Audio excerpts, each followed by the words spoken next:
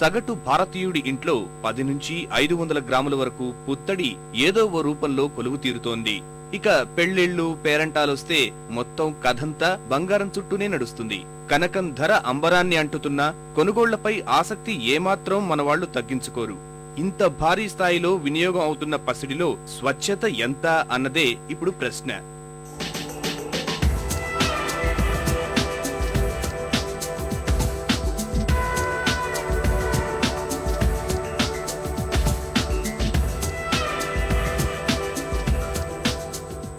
Hallmark, BIS స్వచ్ఛతకు మా బంగారం మారుపేరంటూ నగలు, ఆభరణాల సంస్థలు వినియోగదారుల్ని ఊదరగొడుతున్నాయి.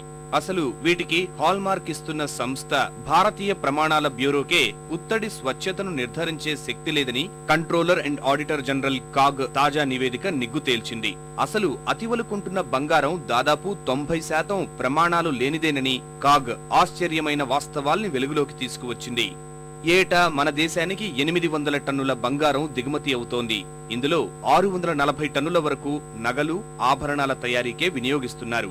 మిగతాది పారిశ్రామిక, వాణిజ్య అవసరాలకు వెళుతోంది. ప్రస్తుతం తయారవుతున్న ఆభరణాల్లో 14% మాత్రమే నాణ్యత లేనివిగా భారతీయ ప్రమాణాల బ్యూరో అనుమానిస్తూ వస్తోంది. కానీ ఇందుకు శాస్త్రీయ గణన విధానం లేకపోవడంతో సందేహాలు వ్యక్తమవుతున్నాయి. ఈ తరుణంలోనే బ్యూరో ఆఫ్ ఇండియన్ స్టాండర్డ్స్, కేంద్ర వినియోగదారుల మంత్రిత్వ శాఖలు దేశవ్యాప్తంగా 16 పట్టణాల్లో నిర్వహించిన సర్వేలో 90% బంగారు ఆభరణాలు నాణ్యతా ప్రమాణాలు లేనివేనని తేల్చాయి. ఈ మేరకు ప్రతి నగపైన హాల్మార్క్ తప్పనిసరిగా వేసేందుకు ఓ చట్టాన్ని తీసుకురావాలని బిఐఎస్ ప్రయత్నాలు చేస్తోంది.